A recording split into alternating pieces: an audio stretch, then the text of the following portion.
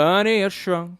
Honey, I shrunk. Honey, I shrunk. Nothing but static. Well, what I'm liking about the theme song, Chris, is that it's pretty much the same every week, except for every episode, except for the key,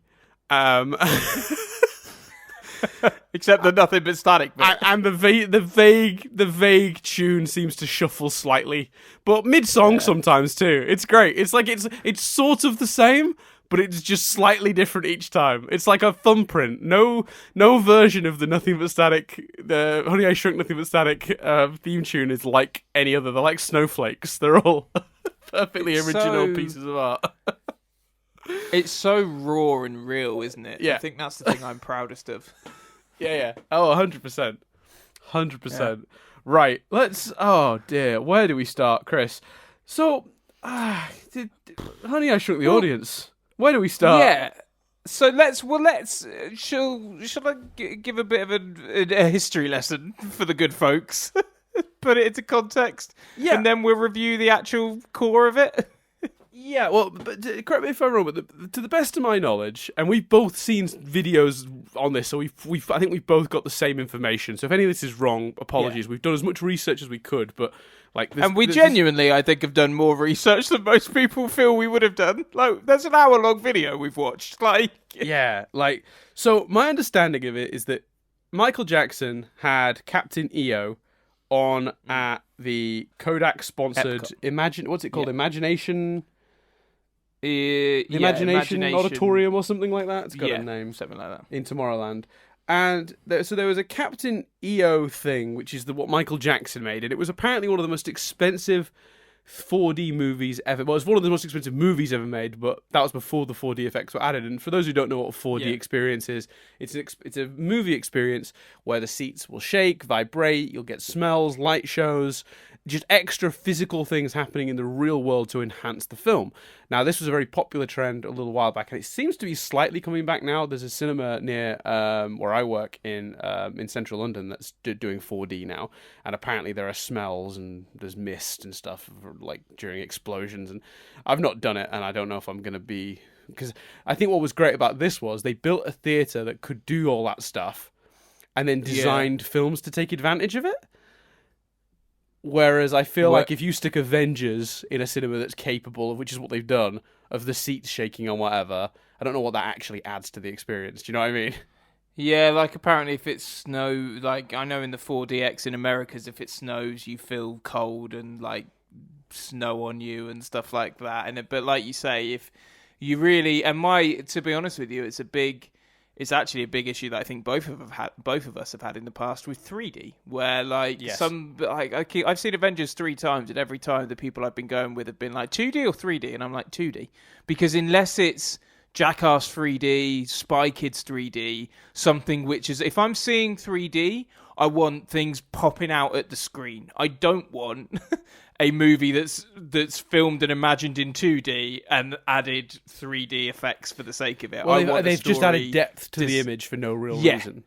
I want a story that's designed to be seen. Yeah, exactly. I want a story that's designed to be seen in 3D. Movie that's designed. This could sound like a controversial statement, but that's, I think, why I thought the Paranormal Activity 3D film was really good, because they set up the premise was they found a special camera in the attic that could capture what was actually happening when doors were closing and stuff. They could actually see the activity, and when they had a normal camera and that camera. Whenever they switched to that camera, it would turn to 3D. Yeah. And they used it for specific moments with the design and intent. Very clever. Yeah. Final Destination 3D, the perfect film to see in 3D, because they designed the deaths to have stuff pop out and stuff. Mm-hmm. It's basically all the crappy movies that shouldn't work, and Avatar are the only ones, in my opinion, that have made true use of that technology. Yeah, and I think so. What this basically was a purpose-designed theatre that was part of the Tomorrowland. Well, no, it wasn't Tomorrowland. It was Tomorrowland in. No, it was. It was in Tomorrowland or Future World at Epcot.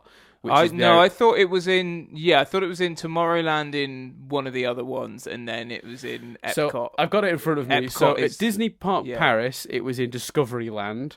In Tokyo Disneyland, it was in Tomorrowland. In Disneyland, it was in Tomorrowland, and then at Epcot, it was in Future World. Right, yeah, there you go. So, and what happened was, and the way this worked was, the cinemas were all pretty similar, the buildings, so they tended to make a thing and put it in all four across all the theme parks. Not always at once, it would like roll out across them. And they had this Michael Jackson thing called Captain EO, which is a weird science fiction thing he did with George Lucas and someone else. Francis Ford Coppola. Yeah, Francis Ford Coppola. And it was a huge deal, and it ran for quite a while, and it was very popular, and it was extremely expensive to make. At the time, per minute, it was the most expensive film ever made. Crazy. Because it cost something like $30 million to make, which doesn't sound like a lot, but when you consider it's only 17 minutes long, that's a lot of money per minute. And 1990. Well, no, this would have been the 80s, this one. So, yeah. Yeah. So Captain EO ran for a long time, was a bit of a cult classic. It was all built into it, and it had like a cool... Apparently, the real star of the show was whenever they were in space, there was like this weird sparkly effect that went through the auditorium to make it look like the whole auditorium was in space, which I think is a really neat idea. I don't know how they achieved that. Lights and smoke, from what I understand. Really cool idea. But eventually, they were looking to replace it, and of course, with it being Disney and them just having had their biggest... From what I can tell, live action film. Yeah, their biggest financially successful live action film ever in Honey I Shrunk the Kids, which would remain that way for it lasted like 6 years. It was it was their highest grossing live action movie for 6 years. Imagine that idea now in a world where Marvel and Star Wars are both under the Disney banner. Yeah. That's insane. But yeah, they hadn't had a lot of luck with live action, and Honey I Shrunk had been such a big thing, so they turned it into the ride/experience Honey I Shrunk the Audience. It's 15 minutes long, and it kind of span off from, apparently at one point they'd had a park, like a play park for kids, that used a lot of the props from the film, or at least mock-ups. Yeah, so that was called like Secret Tour or something, and it was there was the blades of grass and a big like a Kodak film that was spilt open to look like a slide that kids could slide down. I don't know if you saw that. I did see that, but what made me laugh about that was that's definitely not in the movie. But of course, it was all sponsored by Kodak. So that's Kodak. Yeah.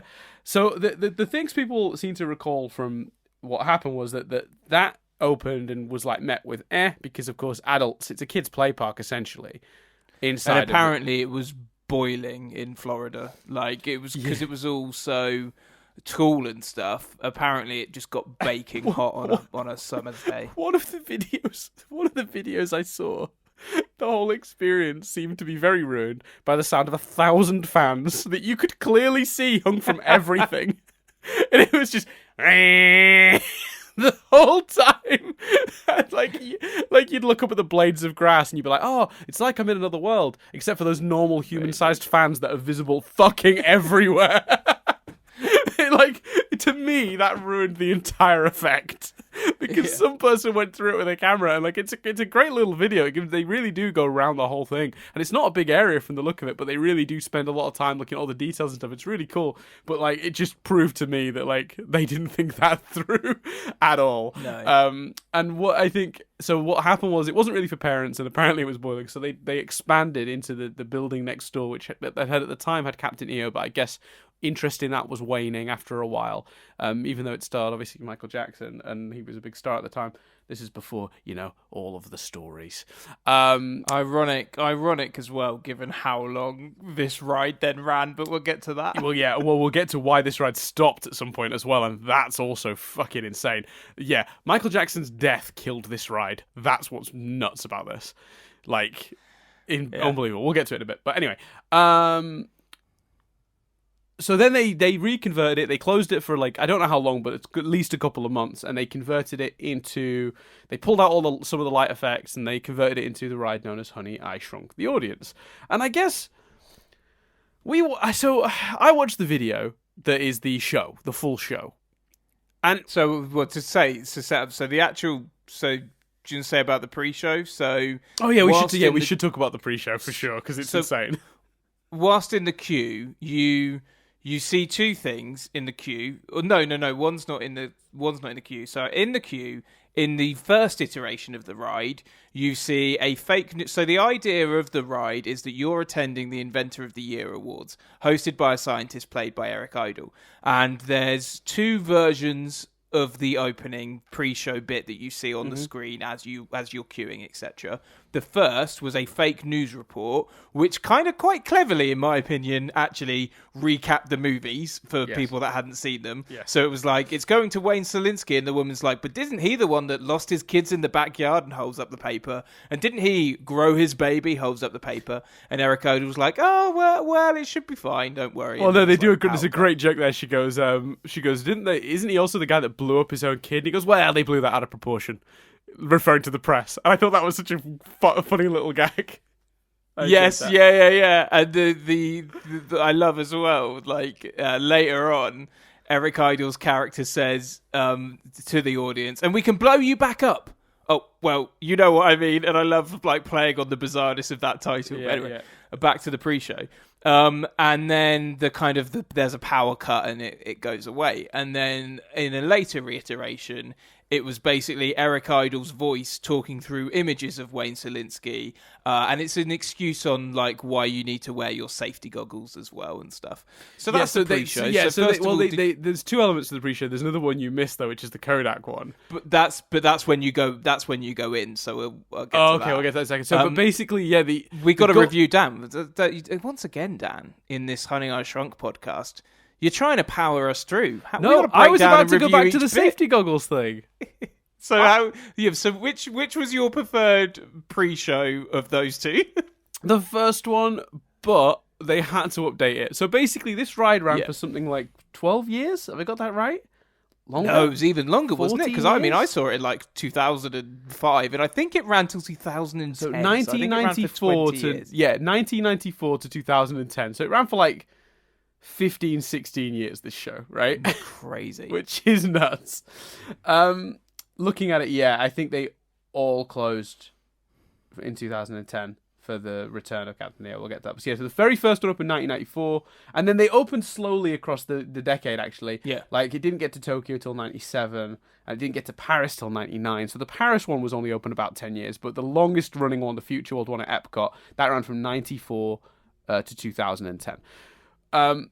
So the problem I suppose you have when a show has run that long is that ultimately it starts to look quite dated about 5-10 years in.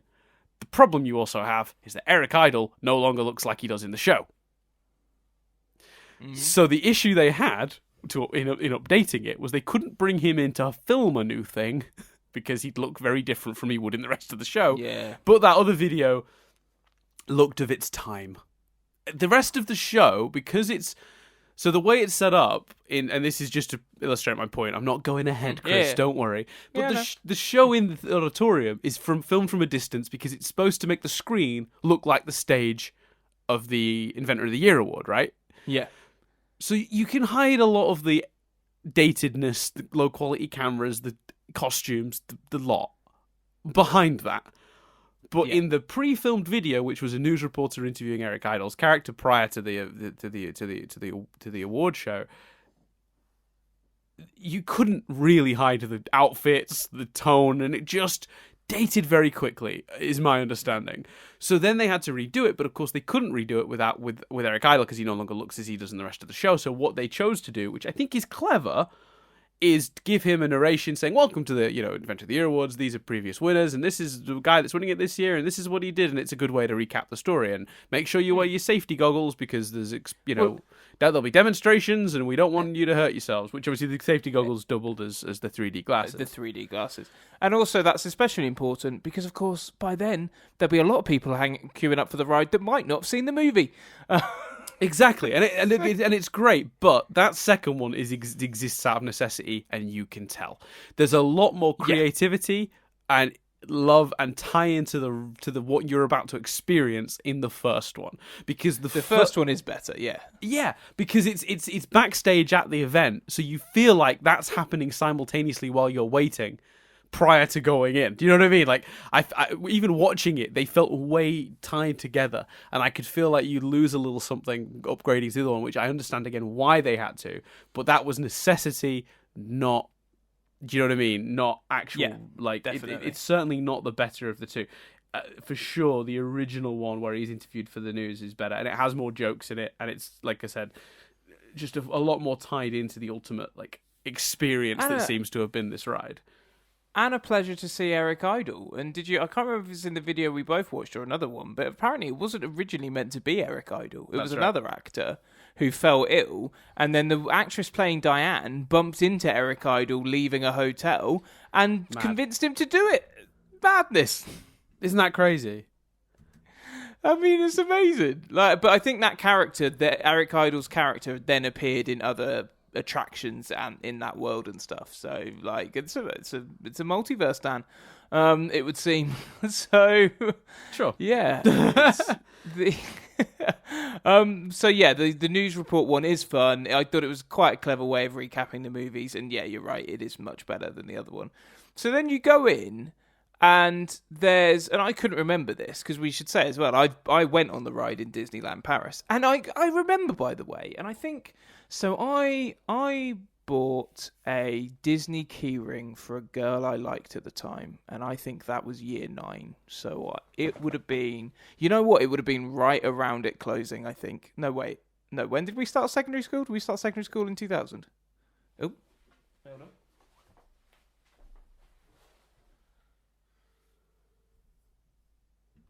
Don't know what happened there. No, I'm not sure either. Sorry, I heard I bought, and then the thing just went dead. No, it's fine. I'll carry on. Yeah. I bought a Disneyland keyring for a girl I fancied at the time, and I think that was when I was 13. So we're talking like 2004, 2005, 2006, something like that, that I went and did the ride in Disneyland Paris. And I will say, even then, I was like, how is this ride still a thing? Yes. This is an old movie. But I can't remember the Kodak of it all. But the true colour... So basically, a promotional film for Kodak ran in the early days of the ride.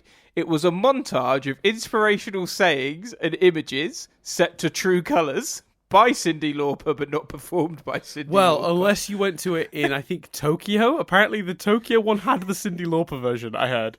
Amazing. I think it was either just Tokyo or just Paris had Cyndi Lauper. The rest had this cheap off-brand version of it. Basically, not the non-American one. One of the two non-American ones had it. And then Magic Moments, which is basically a cheesy proper commercial for Kodak, which has a talking frog at the end. Yes, it does. I mean, but apparently what's nuts is the True Colours thing apparently has its own fans. Like that's quite a well remembered thing from this ride. I thought it looked a little cheesy and dates quite a bit, but cool, I guess. It's quite, I don't know if it's inspirational, but it works as a promo. Both work, to be fair, as promos for Kodak. What did you think of those? Look, I mean, they're bad. For different reasons. One is overly cheesy, and the other is, I mean, so what? The talking frog one's just stupid. It's just badly done, isn't it? It's just that they fell at the first hurdle with that one when they had that idea. I don't think any amount of special effects or whatever were going to make that salvageable. And it's, I think that's fine. You know what I mean? It exists as it exists. It's like it wasn't designed to be like. I think the frustration is, don't just play a Kodak trailer. Actually link it. That would have been better. Especially or play the Kodak stuff on the pre-show going in, because you literally, before the event pre-show, because you're literally setting it all up as the inventor of the year. They do a really good job of making it feel genuine, in my opinion. Except when you slap a Kodak commercial at the beginning of it. And that's the thing is, that if they tied it in instead of just doing it as a single piece of text, of content, because the Oscars come from the Kodak Theatre. The real life Oscars happen at a Kodak Theatre in Hollywood. So why not tie it into the show that way? Have the award ceremony sponsored by Kodak. Because that would feel authentic, because, Kodak clearly do have that level of involvement and stuff. So, I don't understand. I legitimately don't understand. like why that wasn't a thing. It just that baffled me. That genuinely baffled me because I was just like, why would you? I mean, unless the creators of the film were just like, oh, we don't want to sully Honey I Shrunk the Kids with product placement, but the TV show hoard themselves out for that later on. We'll talk about that in a few episodes. We'll get to that, but it felt to me like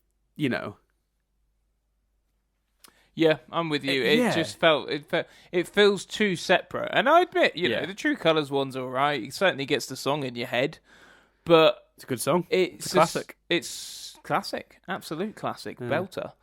But it is such a shame that it's so disconnected because even watching the videos, like, it takes you out of it again, which is a shame when the ride is so... I have to say, the ride is fairly immersive, even watching it now without the 3D technology. So, and we should say, we might add a disclaimer to the beginning of this video, we should say, there is lots of footage of the ride on YouTube, so if you want to understand what we're talking about, go on YouTube and just search Honey I Shrunk the Audience, and you will be able to see the ride footage on there. Yeah. And we'll put some links in the description to this video. Yeah. I mean, like, a few people have uploaded... there's one particularly decent quality one that has both cameras at a reasonable quality. It's just the show top to bottom. It's like 15 minutes and you see the whole show. There's another one we found that's about an hour long that has what the building looked like on the outside. All 4 of the pre-show bits we've discussed. So you can go watch all this stuff yourself. And I definitely at least recommend checking out, because it can't hurt you to watch a 15-minute video. The Honey, I think it's listed. I think it's titled Honey I Shrunk the Audience at Epcot. Shorter, better quality, 2010, 60 frames per second, I think is what the video is titled. That's the reasonably good quality one that we saw. Yeah, because some of the other ones, because basically there's 2, and again, it helps with the realism in the way that if you go to an event in like Wembley Arena, you see the stage, but you also then have a screen which has close-ups of the action, so you can see it more clearly. If you see a stand-up, you have a close-up of the stand-up, etc. Mm-hmm. This has that. But the problem is, to make that work in video form, some of the videos slap the additional camera over, like they make that quite large and slap it over the 3D stuff, so it can be a bit... It can look a bit, unless you know what it is you're looking at, it looks a bit odd. So that's just, I think whatever our recommended one is probably the one Dan's just said. But, if you click on it, click on that one. Yeah, I think I'll stick it in the description. But yeah, the second camera is put in a relatively small box in the top corner.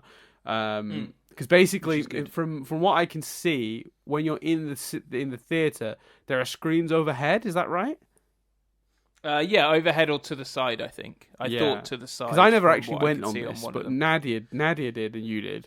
I was not. We were too poor to go to Disneyland when I was a kid, but tragic. Well, we went. To be fair, I went to Disneyland Paris at 14, so I don't think we were rolling in the dough. No, of course not.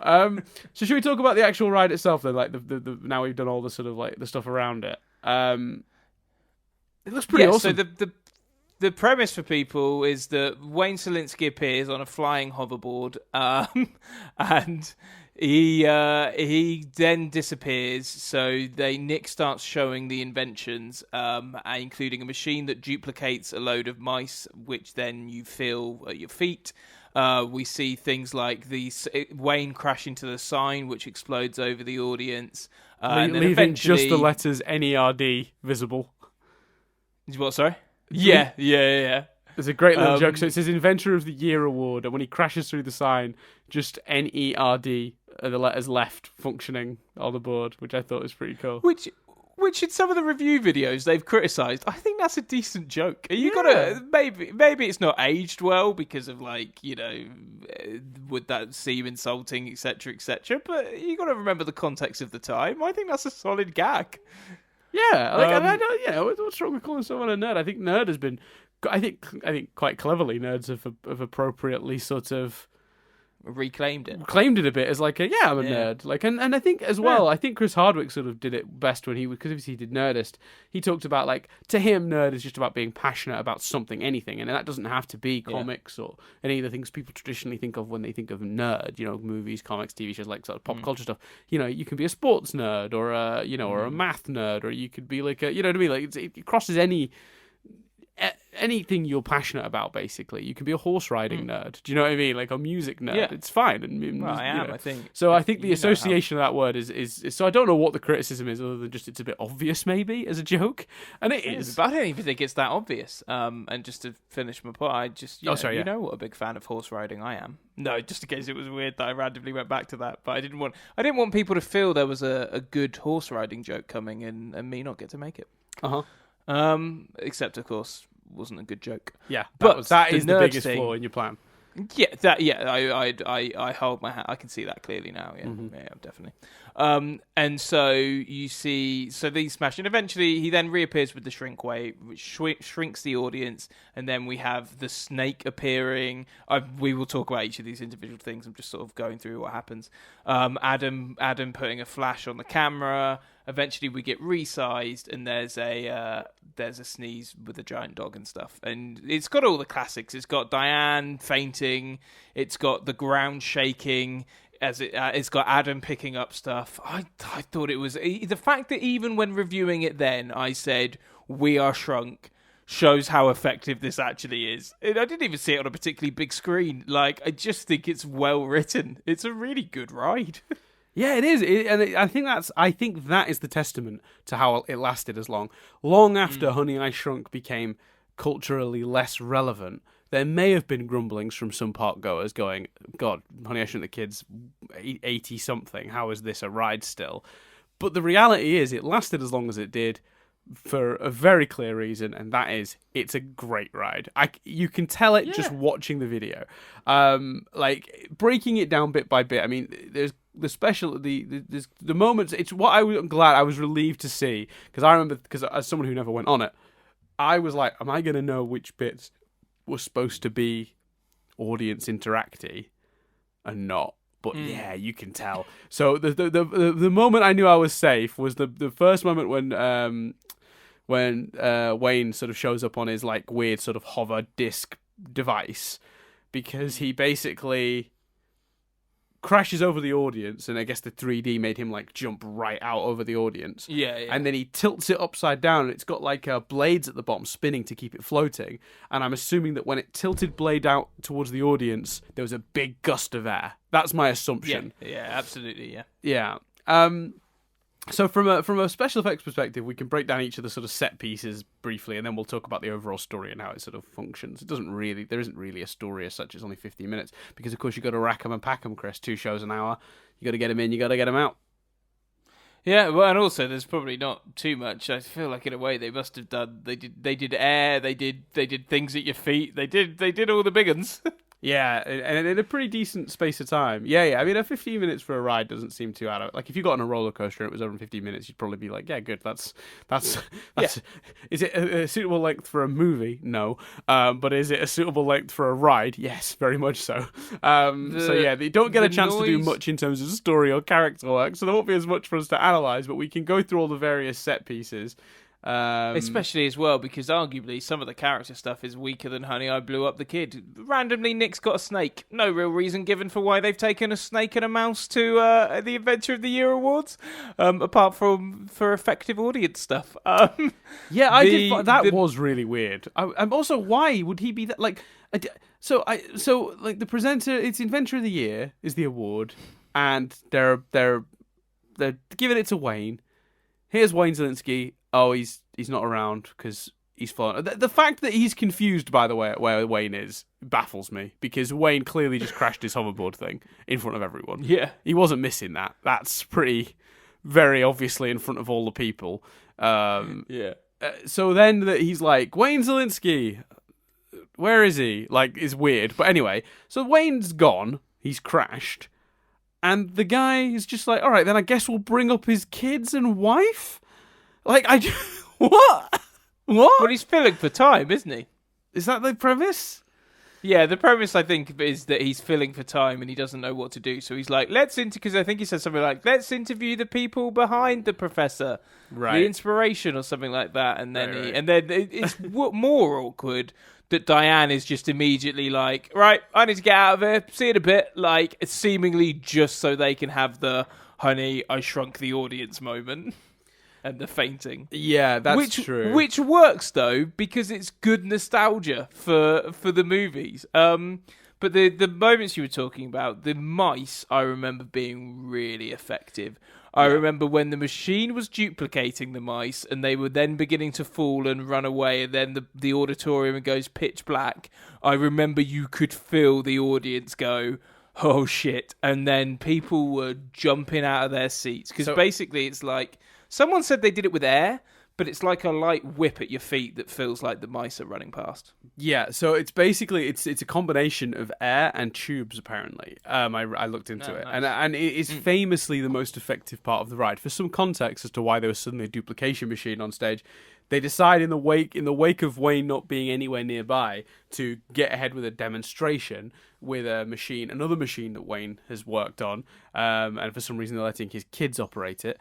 And well, Nick's like, I can show you. I know how to do it. Yeah, so Nick basically says he can do it. So they bring out his duplication machine, and while they're not looking, as with Blew Up the Kid, Adam sneaks his mouse into it. But here's my question: what were they going to duplicate to test it prior to Adam putting his mouse in it?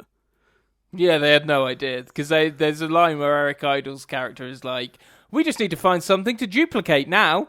But Adam's already gone over with the mouse and stuff. Yeah, so he puts the mice in, it duplicates the mice, they run off across the stage, but it's just the screen made to look like a stage. The lights go out, and then you hear a lot of screaming. And apparently this was by far the bit that everyone was most terrified of, found the most effective, to the point where people would go in, and before it started, which to me this is like why you on this fucking ride, it became so famous, people would prep, and they would put things around their feet so that they wouldn't have to feel it. People would put like big cardboard, like they'd bring like bags or something and wrap them around their feet or cardboard. Well, you'd just lift your feet up, wouldn't you?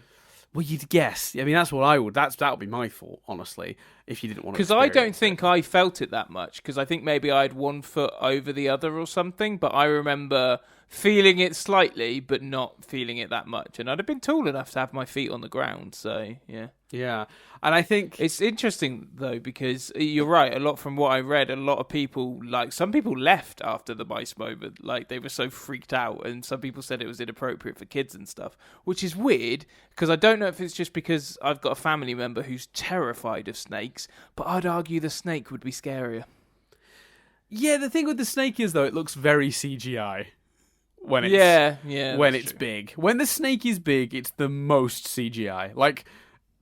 Well, especially during the 3D stuff. So when the snake slithers past, it's not that bad. But when the snake's head comes right at you, it doesn't look any more realistic than the obviously fake lion head they do.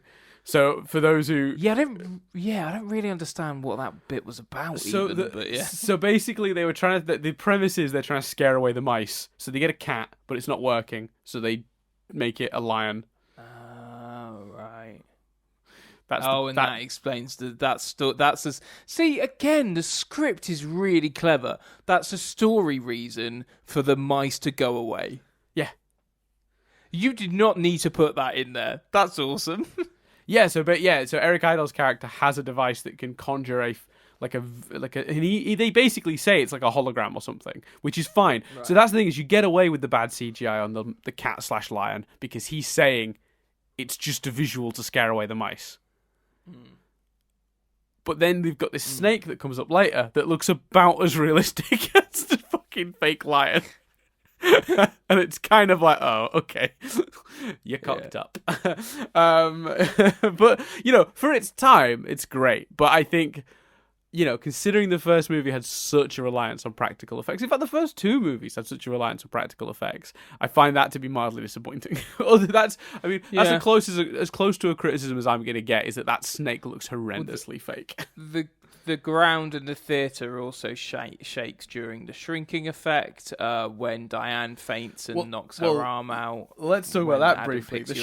the shrinking effect, I think, is really cool. So basically, Yeah, it's Wayne awesome. has a new version of the device that seems to be on a big hinge so it can swing round, which is a very serious design flaw, as it swings round when it was turning on and clearly, and hits the audience. Thus shrinking them. And it sends they do a big like laser out from the screen across the audience. Now, I don't know if there's a real laser that comes through or if it's just the 3D effect. It's hard to tell. But I think it's the 3D effect, but I don't know for sure. Because it does genuinely, for a moment, look like it comes right out over the audience. But I think that, and it could have been a real laser, absolutely. Yeah, I can't decide on that one. But it is it's very convincing.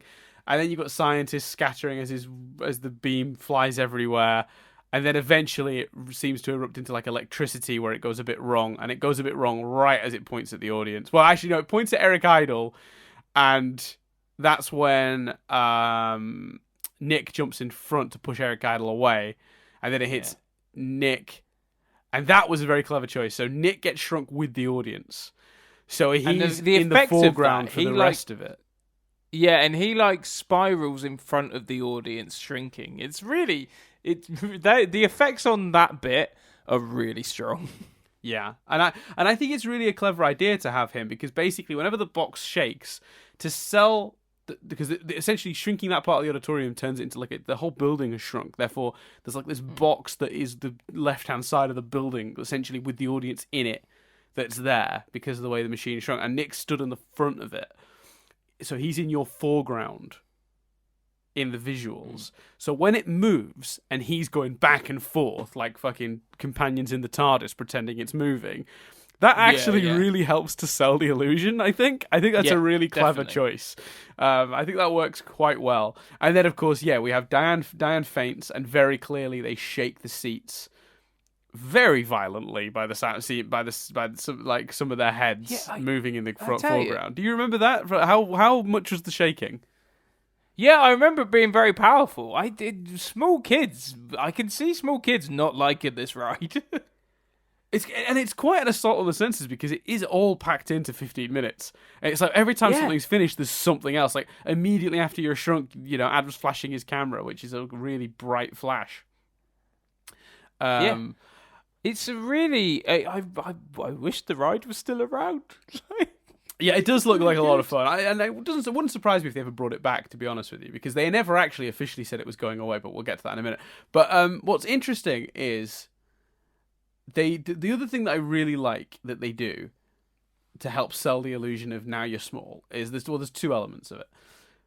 Element one is that Wayne puts on, or someone, it's Wayne, he puts on his video camera helmet, and there's a moment when on a screen you see Adam holding what is clearly like a prop of what the theater looks like with a bunch of like little toy figures in it. It's very obviously a prop, but it's a really convincing one. But then the camera moves to the left, and then when it moves back round to where the camera is, they've now cut it. And I'm watching it as I speak just to verify, but it absolutely is. In it, there's a moment when suddenly you can see some people from the actual audience. So they've hidden a camera somewhere, and that splices in live. And I know it's real, and the reason I know it's real is because the people in that video are shaking around in the chairs. You can see them all swaying back and forth. And like within it, and one of the easiest way to check is because haven't we there's footage from if it's different people we should do that. Two videos, then it is definitely real. You know what? It's madness to me if it is real to stick a camera in there. Let me see if I can compare the two. I've got this one here, and it's let me just screen grab it so I can compare. So that guy's got stick a camera in there and only use it for like 5 seconds. But it seems a bizarre choice, but it's a great attention to detail if it is genuinely, because I assumed, we had this discussion before we started, I assumed it was cut. It was a pre-filmed audience, and you in the audience could just go, "Oh, that must be somewhere else here." Maybe you believe it, maybe you don't. But if it is real for those 5 seconds, that's awesome. I'm pulling it up now. I it's a really that use even Adam holding the audience is really good because it's and I like that they flick to him looking in front of a mirror and holding you because it does add context because you are kind of like, well, how's this working? What do you mean the audience is shrunk? Is the building shrunk? Is it just us that's shrunk? What's happening here? And doing that, whether deliberately to add context or not, is really clever because it does add context to it. Okay, I've taken 2 screenshots. I'm just going to compare them side by side because I haven't had a chance to do that. So, oh come on! Oh, my fucking computer is the worst sometimes. Sorry. It's alright. Oh no, they look the same. That's disappointing. One's much lower quality, so it's really hard to tell. But there's a person in a white shirt right in the middle, and they're in both. Oh, that's made me sad. It's very convincingly done. Still clever though. Then, like to fool you on a crappy quality YouTube video and make you think it was real. The people in the auditorium at the time must have definitely thought it was. That's incredible.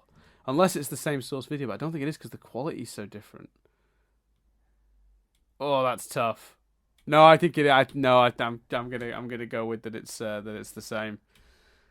It's such a well thought out script. Does it say who wrote it? I know wasn't it directed by the director that directed Blew Up the Kid? Was it? I didn't know that. Let me see if I can get that information up there. I've got the Wikipedia page. That's what I thought I saw on one of the videos. Yeah.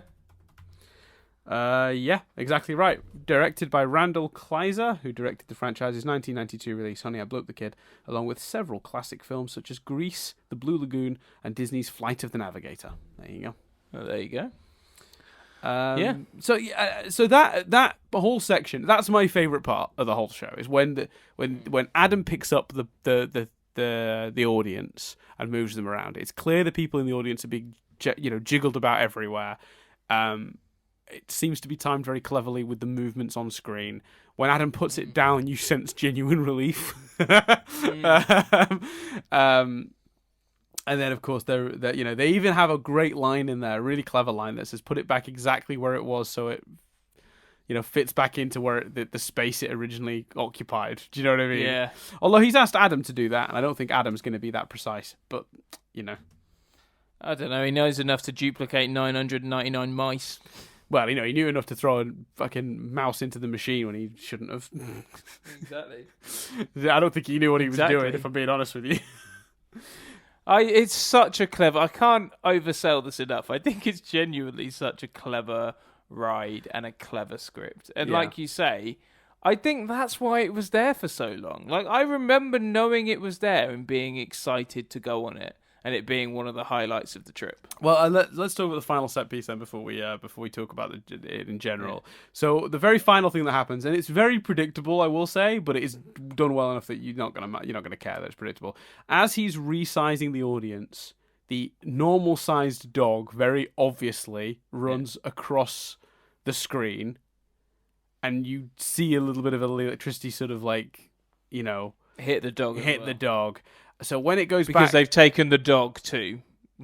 Yeah, exactly. So then they do it twice. They do the honey eye moment twice. The second one is when there's a noise. Wayne goes to investigate, and it's right at the end of the show, and they're just going like, "Well, thank you for coming, Wayne. Have your reward." And then there's a noise. Wayne goes to investigate, and he's like, "Honey?" She's like, "What?" And he's like, "I blew up the dog." And then the dog sort of marches onto the stage, like 3 or 4 times the size of a human, and they're like, "Quick, thanks for coming," and they pull the curtains to the show, but then the curtains start moving like a dog trying to like get through, nuzzle his way through it. Yeah, and then it's obviously a puppet dog, not a real one, but it sticks its head through. It's wearing the fucking... No, it's a 3D rendering, isn't it? Yeah. I know. I think they've shot a puppet dog. That one. I don't think that's a digital rendering. Looking at it, I've got it in front of me now. It looks like a hand puppet that they've shot with a 3D camera. Shot it with, yeah. I think it looks like a Henson style sort of animatronic puppet, but it's a puppet of the dog's head that comes through the curtains, and it's got the 3D glasses on, which I just love. And then it sneezes at the audience, and the audience get wet in very specific places. You got covered. If memory serves, you got covered in water during that bit. Well, that is apparently dependent on where you sit, from what I read. Right, okay. So not all of the audience get wet during that moment, but a good chunk of them do. But apparently there's another moment you get wet as well, like earlier on, but I can't, I'm looking through it, I can't find it, but I read that there was two. I think it's when the snake hisses. When it the snake opens hisses, its mouth you and get hisses. Right. That makes sense. I think. I might be wrong, but that No. to me is the most logical. Yeah, I think you're exactly right, because I'd read that earlier. So that's our description of the ride with color commentary. I mean, yeah, it looks great. It looks like a lot of fun. It's well themed. It's actually surprisingly well written for what it is. There's a few good jokes in there. Like I said, it's 15 minutes in and out because you've got to turn it over. So it's basically 15 minutes a show, 15 minutes for them to get everyone out, clean it up for the next show, 15 minutes to load in the next show. So you'd get 2 an hour, which is Not bad. Yeah. 15 minutes to clear out, get the last crowd out, get the next crowd in, then you're off again, and then you've got 15 minutes after that. So yeah, between the two, I reckon two. And I saw a picture of the inside of the theater. It had a lot more seats than I realized. Yeah, I don't remember the Paris one being as big as the Epcot one clearly is, but the Epcot one looks massive from what we've seen in our research. Yeah, we've had a picture. I'll see if I can. I'll see if I remember to put it on screen. There's a picture that was on a website called yesterland.com of the auditorium, and it's pretty incredible. It's a really cool. It's a really cool theater. Really looks. We should say, well, the theatre's still there. Isn't there some 3D, 4D exhibition now, like Journey into the Magic Imagination or something? No, that was the very first thing they did before they did Captain EO. So what is it now then? So now it's Pixar shorts enhanced with 4D. Oh. So it's like they call it like the Pixar short. God, what's it called? Like the Pixar short. It's got a name. I'll find it in a minute. But here's the thing, right? So Captain EO got replaced by Honey I Shrunk the Audience, and then Michael Jackson died. And in the time while Captain EO had not been happening, they had released the film version of it minus the 4D effects on like the internet. Essentially, they put it out as like on iTunes or whatever, and it had gained a bit of a cult following. Michael Jackson died, and then it became a thing that they were going to bring it back. Yeah. Now, what they said was, don't worry, Honey, I Shrunk the Audience isn't going anywhere. This is just a temporary fixture. But Captain EO, they didn't call it Captain EO, they called it Captain EO Tribute because it didn't have because they'd pulled out, if you remember, a lot of the original effects. They didn't want to spend a lot of money revamping the theatre. So the second run of Captain EO did not have the sparkly, you're in space effect, apparently, and that disappointed a lot of people. Okay. So, but they called it Captain EO Tribute, so they weren't claiming it was the original thing. It was the film enhanced by 4D. And that then ran, the tribute, I should say, then ran for, 1 second. I don't have the actual dates in front of me. I thought I did, but I don't. That's annoying.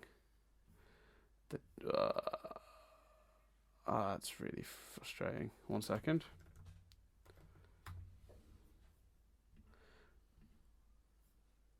Yeah, that then ran... so they called it Captain EO Tribute to distinguish the presentation of the film from its original 1986 to 1997 run.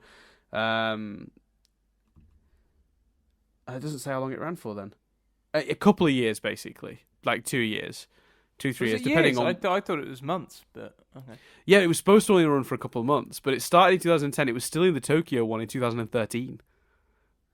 Oh, wow. Fair so, enough. depending on which one. So, it's now been dubbed the Magic Eye Theatre, and they've shown a bunch of stuff there. They showed a preview for Big Hero 6, for the film Tomorrowland, where they temporarily renamed the theatre the Tomorrowland Theatre, and then in November 2015, it became... oh, no, that was later. There you go. It's called the Disney and Pixar Short Film Festival from 2015 December, the one at Epcot. And you go there now, and it's basically a bunch of classics. And they rotate which classic Pixar shorts are in there. But yeah, that's what's what's happening. Well, that doesn't sound as good, Dan, as Honey, I Shrunk the Audience, quite frankly. Well, no, that's the sad thing about it is when they sort of said we'll bring you back Captain EO tribute, they didn't say that's the end of Honey. They said no, it'll be back, and they were lying. That's what's upsetting. Yeah, it was just a subtle way to get rid of it. And I think I understand why people have been like, "Oh, how old is this property?" But the pre-show stuff sets it up enough, and I think how fun it appears to have been, and how cool it was, and how it really made use of the 4D. Yeah, I think it should be there for that merit alone. Personally, I think I get the impression anyone making that complaint probably didn't go on it. They probably just looked at it and went, "Why have Disney still got a fucking ride for that movie?" Without actually having experienced the ride. But it does look fantastic. Definitely. I think it's a massive shame, and I think they should bring it back, but they won't now. Well, I think there's a chance because, I mean, I think we should say this this is a discussion maybe for our final episode of this, but there are big, big talks about a reboot for Disney Plus. Yeah, but if they rebooted, what, you think they'd do the same ride, but with the new cast? Yeah. Can you imagine if the theatre's still equipped for it, isn't it? Like, I to my knowledge, when they pulled out Captain EO the first time, it was a huge revamp that was months and millions of dollars spent rejigging the whole theatre. But my understanding is the way it's been reappropriated for the Captain EO tribute and the Pixar shorts and the other previews they've done in there, they've kind of just used the same stuff. Like, I don't think they made any big adjustments to the equipment in there. I don't think it would be that much trouble to refilm essentially the same thing. Update it, but, like, you know, the same vague story, the same vague set pieces. Do them with modern technology, modern 3D effects. Oh, you could make something stunning. But that would only happen in a world where this reboot happens and is successful. But there's talk, for those who don't know, that on Disney Plus, when that launches, that there's a bunch of old properties they're talking about bringing back, including fucking Parent Trap, and then what was the one? Willow, fucking the Val Kilmer movie. Come on. I think most people see Willow as the Warwick Davis movie, don't they? Oh, it's Val Kilmer or Warwick Davis, fine. Warwick Davis can work again, great. I'm happy. I like Warwick Davis, but Jesus, that film. I've just never heard it described like that. I've never seen the film. But Willow's a separate, though, because Willow's been announced recently. It's not been announced yet, officially. Huh? I don't think it's officially been announced. Oh, right, so it's just in talks then. Like, but it's because Ron Howard has got a now functional relationship with Disney so Ron Howard directed the original film based on a story by George Lucas, and it was one of his first directorial, efforts. And fucking, like, he's worked with Disney now on Solo, so he's in and he's talking to them, and rumor has it with Willow, it's everyone. It's the original director, the original writers, the original cast. That's what the rumor mill has it for that. The Honey I Shrunk, because I think Honey I Shrunk the Kids is on the list of movies that's launching with the app. I think I might have that wrong. And then there's talk of a separate reboot, or wouldn't it be crazy if that's the project that gets Rick Moranis out of retirement? I mean, I don't think he would come out for that. I would love it, but I don't think he would.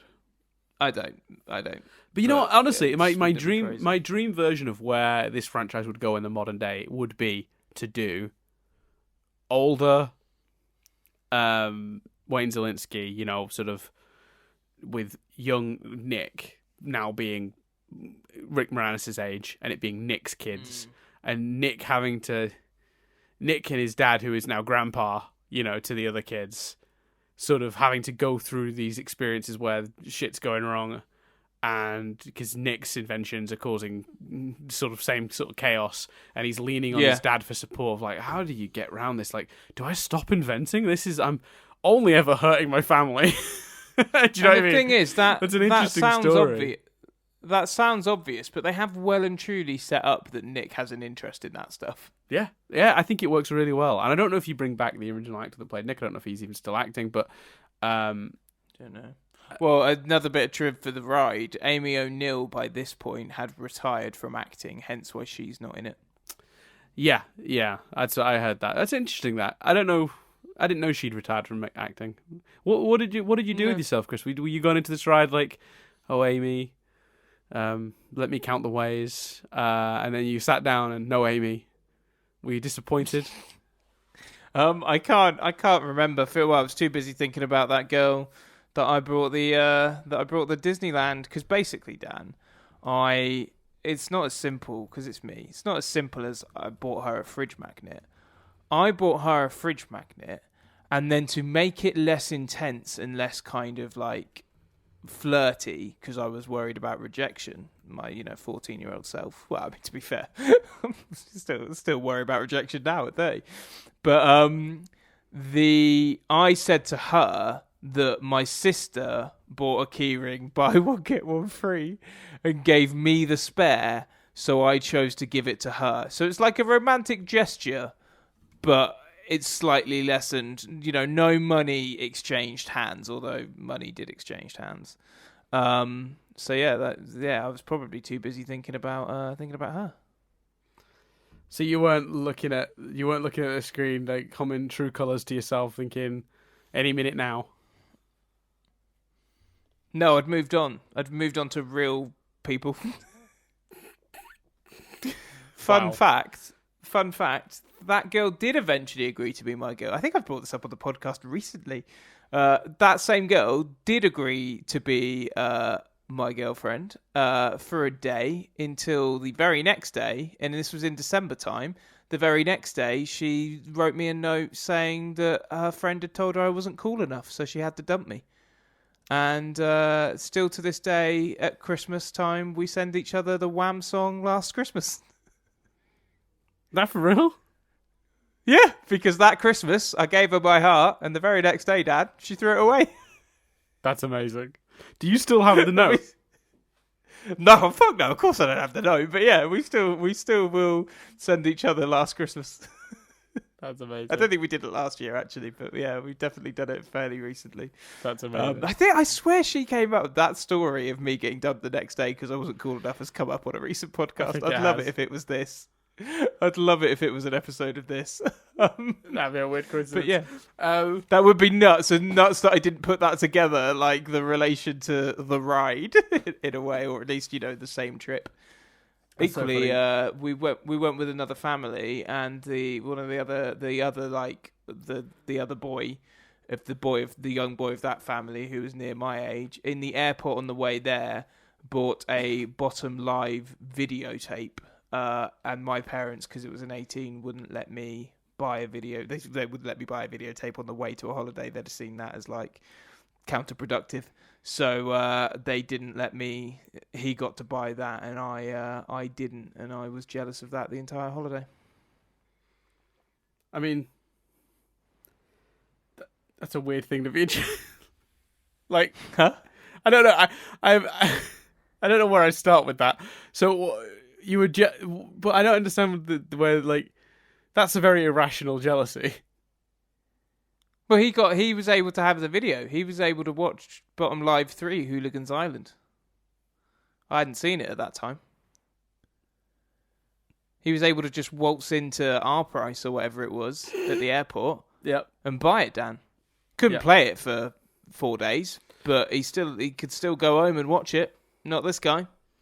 I see. The weird thing about that, actually, we had my cousin went to Disneyland when he was a kid, and he came back. My only interaction with this ride, he came back from Disneyland with a bunch of the leaflets, and as a really sad poor kid that couldn't go, I asked to keep the leaflets and just would read them for all the different rides. Just read all the little. You know what I'm imagining now, Dan? Go on. A little young Dan looking at his leaflets. A little young Chris. Looking at a poster for Bottom Live 3, Hooligans Island. Yeah. Us both looking sad. And you know what song is montage in this. Yeah. I see your true colors shining. down. But yeah, no, literally, I just would sit. I would like at night, I would just look at them like, oh, I wish. And that's genuinely what's gutting, that you can't now go. Yeah, it's really fun. I honestly, Yeah. I'm gutted for you and for me that I won't get to experience that again, unless they reboot it. If they and do ever redo bring it back, we've got to make a pact now to go together. Yeah, absolutely. Because I think that's an experience we definitely would have to do together for sure. Yeah. But like, I tell you, another thing as well. Actually, the thing that prompted that memory was that my cousin also brought back a bunch of films he got on DVD that weren't out on DVD in the UK yet. Oh no, VHS. Right. And I don't know if you're aware, but they did manage to find ways to region lock VHSs, and they didn't work. They were massive, weren't they? I think American VHSs were bigger, I think. No, they went in the player okay, but it just was garbled what would count on screen. Oh, really? Yeah. That's fucking crazy. How they geo-lock VHSs? I don't know. I don't know. They didn't... Basically, they were my auntie... I remember my auntie being, like, very British about it. Very British. She was just like, well, I'm going to complain. They didn't tell us when we were buying these videos in America that they wouldn't work over here. And it's like, oh, did they go to America or did they go to Paris? And they must have gone to America. I can't imagine them going to Paris. Oh, I don't actually know now I'm thinking about it. All right, Dan, don't be criticising Paris, the poor man's Disney Florida. No, but in terms of me being able to then look up whether region locking and how that works... Right. Like I don't remember where they went to know for sure what happened. Basically, that she was annoyed that the sales clerk had not informed her the videos would not work at home, and they didn't, and they were just worthless. They were just bricks. They were paperweights basically in the end. Are Blu-rays geo-locked in the way that DVDs are? Yeah. Oh, yeah. I think so. Yeah. Yeah. But it depends because you can choose to put geolocking. You know, maybe they're not. 1 second. I don't want to. Something to do with Blu-rays isn't geolocked, but I can't remember what. Oh, I tell you what it is. So, yeah, okay. So apparently you can get round it on Blu-rays. Oh right, okay. Well, you could get round it. You could enter a code and ungeolock certain DVD players as well, though. To be fair. Yes. Yeah. So, but you can choose to put it on. So, yeah, they have regional Blu-rays. I'm not a crazy person. So it's video game Blu-rays are often not geolocked. Right, okay. But that's because it's not a big issue in the world of video games because they often come out worldwide on the same date or similar dates. Right, okay. There you go. Well, there you go then. So basically, if the ride ever comes back, we're going. We're recording it for a vlog, and we'd be very excited. Did you Dan enjoy watching the ride more than you enjoyed watching Honey I Blew Up the Kid? A little bit. But I don't think that's a fair comparison though, because the ride's 15 minutes. Not. Yeah, the ride's got a whole shitload more elements to it. If there'd have been an hour and a half of that, I think I'd probably be here like, what the fuck did I just waste an hour and a half of my life doing? Yeah. So next was meant to be Honey I Shrunk the Kids, the TV show. Yes. But Dan and I have since agreed that next will actually be Honey We Shrunk Ourselves. Yes. Because the TV show is fucking crazy and we want to watch more of it. And it does make sense to watch the thing that is the most content to save that for last, because it means we can go right up to if we wanted to the week, if we were able to record on the Monday night of the week we're releasing these, we could technically probably go record on the Monday night and release on the Friday. We will need to plan it so that we don't do that and it not be too tight, but we're buying ourselves more time to watch more episodes of the show. But not just that. Having watched a chunk of the series now, I think it's insane. There's so much to discuss, and I think it may now actually be a more fitting finale because it's insane. It's absolutely batshit, and I cannot wait to talk about it. And you guys should be excited. If you've never seen this series, don't worry. We're going to describe some incredible bizarre storylines to you. And You can. I think it's in. And I'm not recommending anyone spends their own money, but it is mental, and I think it is fun to watch. And you can try and go to a place where it is, or you can. I think it's available for 18 quid on iTunes and 30 on Amazon. I mean, I don't think we can get possibly in trouble for this because it's not us that's put it there. But a lot of it's on YouTube, full episodes, tons of them. Oh yeah, it is actually, isn't it? Yeah, I didn't realize that. We've sourced it from elsewhere, but there does seem to be the entire series on YouTube. Right. Okay, so that's an option too. I mean, obviously, watching the knowledge that that's obviously not the legal preferred means, that someone's uploaded that, but obviously that's for you guys to morally decide whether you. Yeah, we're not recommending you do that. We're simply pointing out that it is there for anyone not willing to pay for it, which I totally understand. It's a weird show. I'll be honest with you, Series 1 at least, I got a little drunk and I purchased on Amazon Prime. So have you actually? Yeah. Haven't got season 2 and 3 because to buy all 3 seasons would be 90 quid, which seems mental to me. But I have been watching Series 1 on Prime, yeah. That's crazy. a fact that Jess will be finding out when listening to this, because I said I was going to do that, and she was like, "Don't be a dick and buy it for 30 quid." You spent 30 quid? But I did, yeah. Oh my god. It's cheaper on iTunes, but then I don't have iTunes connected to the TV. Prime does make it easy to watch on my phone. What's the quality like then? Because the ones I've got, the quality is like VHS style, like flickers, and what's the quality like? It's good. It's that thing of when you watch an older show and it's is it letterbox when it's more square? Yes. Quality's fine. It's just letterbox. Yeah, well, it's going to be letterbox no matter how you watch it. It's older. Yeah, the quality's good though. The quality is much better than the quality that's on YouTube. Right. There you go. Yeah. That's so funny. There you go. But you have to. It's 30 quid. Oh my god. I don't regret it though. That show's mental. Yeah, I just I'm laughing at it. Just like the thought that I just can't wait to discuss. You guys should be excited that we're going with that as our finale. Then again, I don't properly remember Shrunk Ourselves. That could also be mental. So it's really hard for me to say. What, Shrunk Ourselves? I will hold on, Dan. I will. Have you got your phone on you? Yeah. I'm going to send you some pictures. Right. So I can feel because I'm not by my thing. That's cool. Okay. Okay. I'm not really good at filling. I'll just keep talking. It's weird because I will never shut up unless I'm asked to talk, and then and then the opposite happens. I think that anybody though looking to look into this show should the live one. It'll take 15 minutes of your time to watch the video, and I definitely think you should and could, and it's not hard to find on YouTube. Like I said, we'll link below. I also think it's also made me kind of curious about Captain EO. I'm kind of I might go dig that out. That sounds weird and fun. I briefly did that. I briefly went on a Captain EO video because there's a lot linked to this Shrunk the Audience content, and it didn't look like, in the way that the 3D is transferred quite nicely on the filmings of this, it didn't look like the Captain EO, at least on the video I clicked on. It looked like horrible, jarry 3D. The version of this we watched is unusual. Someone seems to have edited it so it's more palatable to the non-3D eye. Because I've seen other versions that have been filmed of Honey I Shrunk the Audience that look... The 3D kind of makes it really hard to watch.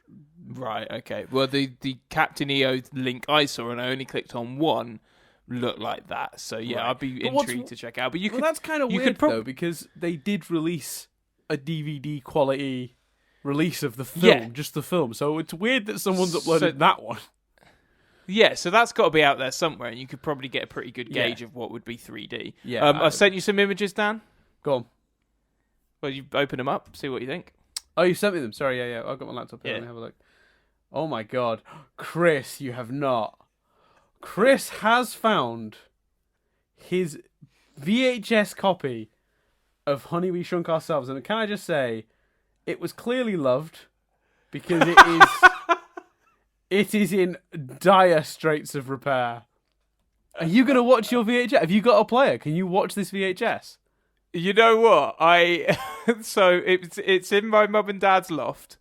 I attempted to find the recorded version of Shrunk the Kids, but it was in like boxes, behind boxes. And Is this your dad that's found this? Because that hand does not look like your hand. No, that is my hand. I've just got really bad dry skin, so I've got old looking hands. Okay. And my God, way does it not look? The light has hit it for so long on the sleeve side that Rick Moranis is black and white. Yeah, the lights, and for some reason the plastic seems to have melted in the middle. I don't really know what happened there, but wait, so does your attic have some sort of window? No, I think that must have happened because it's behind, basically, like in the loft. Mum has like hidden the VHSs and put the DVDs in front, and there's like a sky window thing. So yeah, that must have happened at like back in the day. That must have happened. I was gonna say because if you've got a sky window, then that'll be what it is. The light will have hit the. No, but there's the videos. The videos have never been exposed in the loft. There's DVDs in front of them. Then I do not understand that. So I think it was back in the day they were exposed out the back. I'm absolutely next to... going to have to edit this photo in. Well, yeah, feel free. And like, so I think it was back in the day when the videos were in my room or like stored at the back that the light was hitting them. Jesus, but yeah, but for the plastic to have melted, that picture is insane. Well, I think the plastic must have come loose, and then someone at some point has just gone, well, fuck this. And what's that ad for? Is that an ad for some sort of Cinderella direct-to-DVD sequel? I don't know, but that's I thought the inside of it would be interesting as well. I liked that I've not finished watching it. Oh yeah, it's midway through. It's the last time you were watching it, you stopped halfway through. On the way out, I saw a VHS player, and I thought about it. I was very tempted, but I think I was just walking home and didn't. But why are you saying go back, get the VHS player, and watch the VHS copy? Yes, you could not get a more authentic experience. It'll have trailers at the front you can discuss. What, like the pre-shows to the ride? Yeah. Wow. And also, I've noticed that because none of the original cast return in Honey We Shrunk Ourselves, except for Rick Moranis. No, just Rick Moranis, yeah. It's Rick Moranis in Honey We Shrunk Ourselves. Like, it's not just called Honey We Shrunk Ourselves. It's very clearly Rick Moranis. But as we've said, I'm so excited for this one. I have more nostalgic memories, clearly, as that VHS demonstrates, than I do for. But I can't wait to find out whether do they write out Diane? Is it a different actress playing Diane? I don't know. Actress. I know that it's a different actress, okay. And I think they write out Nick and Amy. Well, it won't be hard to write out either of those two because presumably by this time this movie came out, they would have been adults living elsewhere. So the only one you really have to worry about is Adam, who you can recast because he'd be a teenager. He'd be older. He's presumably not still in that yellow jumpsuit he's in for the entire first movie he's in and the ride. You know why I think I'm nostalgic for it? Because I think we were out shopping. And as a kid, I don't know about you, I assume you were the same. As a kid, if I'm out shopping with my mum and dad, I'm just after any shop with a video section. Yes. And I'm straight to the videos. It was a dream to go into Woolworths or something like that because mum and dad could go off and do their thing and I could just search through the videos for ages. Agreed. I still, to this day... Like, the place near us still has a HMV, and I love going in there. And Jess is just like, this is really weird. I just love touching the physical CDs and, like, looking at all the choice and stuff for videos or whatever. Don't so much like the prices. No. Because as they've gone under, because of the competition online, they haven't responded by making products cheaper. They've gone more expensive to try and stay afloat, and that's meant that I don't ever buy my stuff there anymore. They've... If they made the stuff more in line with the prices that you get online, they'd probably have a bit more competition. But at the moment, their response to Amazon has been to jack up the prices, and that's a terrible move. That's why they're going under. It's really because and I love how people are like, you got to spot the high street, and then it gets to Christmas, and they've got to spend on a budget, and they're like, oh yeah, no, Amazon. Okay. Yeah. And I remember we were in, I think it was Boots, and Boots upstairs had a video section. And I think, if I remember rightly, one of the reasons I'm so nostalgic about this movie is because me seeing that video was me discovering that film existed. Yes. Because it would have been like 97, 98. So there's no internet to look at. There's none of that. And I'm just like, holy cow, there's a sequel to Honey, I Shrunk the Kids I didn't know about. Like, I want this, and I was able to buy it, and, you know, all the rest of it. And, like, do you remember the excitement back in the day when you didn't know something it was coming or existed, and then you discovered it like that?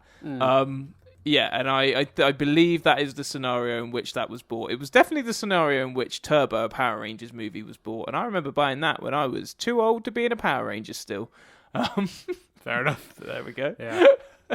That's side note. So I don't know if there is all that warm nostalgia, you know, mixed up in that, but I'm excited to watch both, and then I'm excited to talk about the craziness that is the TV show. Well, I'm looking at it here, and I'm a little bit like confused because my memory of this is that did it come out later in the UK? Maybe because maybe the date here is 1997, but I remember my. So I think I told the story on a previous episode. My nana worked at a video shop, and she would get preview copies of upcoming VHS releases. And that's I remember discovering it existed that way. But I don't think I was at the video shop with my nana. I think I was still in Ireland in 1997. I don't think I got to the video shop till 99, maybe. Early 99. That would make sense, though, it coming out later here. That's all I can think. Maybe is that's. But then again, if that says 97, that's a UK release. So, does your VHS say 97? Oh, I thought that's what you were looking at. No, I'm looking. I know I'm on. Oh, that's a great way to find out, though. Your VHS. Yeah, look on my VHS because I took photos of each angle, so it should be on there. Yeah, let me zoom it in. Oh, come on! Every time I click on, I hate Facebook, man. Facebook can fuck off. Yeah, I'm sure you're listening, Zuckerberg. Yeah, that's right. I don't like your stupid website. Yeah, Zuckerberg. Right, I've zoomed in. Date. This is fucking the stupidest thing. Yeah, this is what life's become, Dan. I know. We said this would be absolutely mental. What we didn't tell people was that it was going to be like, you know, me filling while you send me photos, and then us reminiscing about fucking your nan's video store days. Yeah, I'm trying. You know what? There doesn't seem to be a date. It says not for sale or rental in Australia or New Zealand. Very specifically specifies that. I mean, let me see if I can have a look. Made in England at Disney. No, copyright Disney. Oh god damn it.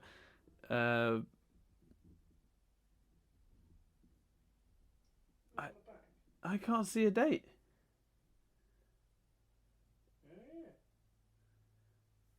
Is there a date on the inside, maybe?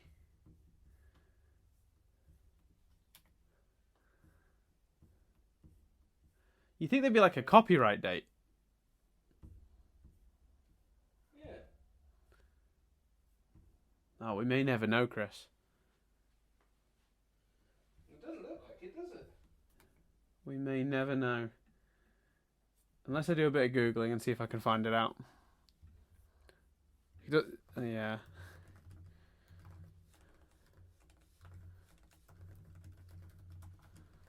Unless we did visit the UK a lot because my nana worked in the video shop while we were in Ireland, so maybe we just came across it that way. Maybe we just. I'll tell you this. Yeah. It's not the most flattering picture of my hand I've ever seen, because my hand is like bent up to lift the case up, and therefore like all my sort of hand skin is like it's quite a grim photo of my hand. I can see why you didn't necessarily think it was mine, but no, that is. Oh man, no, I'm not going to be able to find out. We'll come back to that for the next episode. I'll do some research, see if I can figure it out. It's possible maybe that I visited home, you know, while we were in Ireland, did a week or two. Like we used to take like 2-week holidays back to England to see family. Maybe that's when I saw it then, and maybe I did still see a preview copy. But that was my memory of it. But who knows, man? Who knows? Maybe. Who knows? There we go. So join us tomorrow for that, for Honey We Shrunk Ourselves. Yeah, I'm excited. Yeah, it's so right now all I'm focused on is this fucking TV show because it's insane. But like, I saw the trailer for this. It looks terrible. Like, it looks horrendous. I'm excited to find out if it's as bad as the trailer looks, or if the trailer is. Do you know of any cast in there? Do I know of any? One of the extras, one of the girls at the party, has Mila gone on Kunis. to become a famous actress. Oh, you do know that? Okay. Yeah. I only know that from when I saw the trailer. I was like, is that Mila Kunis? Oh, I didn't spot her in the trailer. Yeah, or maybe her name was in the description or something. No, I'm sure I saw a glimpse of her. Oh, yeah, who I'm knows? sure it's not an updated trailer where they're selling it on Mila Kunis. Or it could have been a fan trailer rather than the official one that I saw, maybe. Maybe. Yeah, who knows? Cool. So anyway. join us for that tomorrow. Yeah. Anyway, thanks very much for listening, everyone. We'll see you tomorrow for more of this nonsense. I've been Chris Billingham. Oh, yeah, I've been Dan Doolin. And we'll see you tomorrow for Honey We Shrunk Ourselves.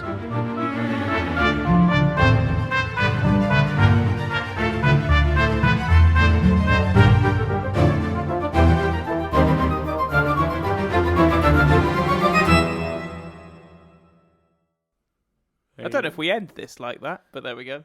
We do now. Bye. Bye.